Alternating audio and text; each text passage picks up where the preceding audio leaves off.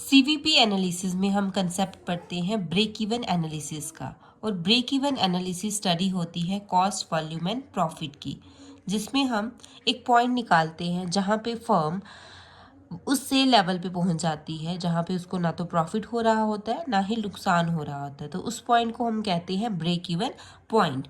सो यहाँ पे जो आउटपुट है वो इवनली ब्रेक करती है कॉस्ट और रेवेन्यू को। ये वो पॉइंट है जहाँ पे फर्म को ना तो प्रॉफिट हो रहा है ना ही लॉस हो रहा है। सो देखिए, ब्रेक इवन पॉइंट जो है ये क्रिटिकल पॉइंट भी होता है।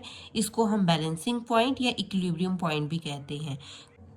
इसे क्रिटिकल पॉइंट इसलिए बोला जाता है क्योंकि इस पॉइंट के बाद अगर फर्म सेल करेगी तो उसको प्रॉफिट अपीयर होंगे, और अगर इस पॉइंट से डाउन उसकी सेल चली जाएंगी तो फर्म को लॉसेस हो सकते हैं।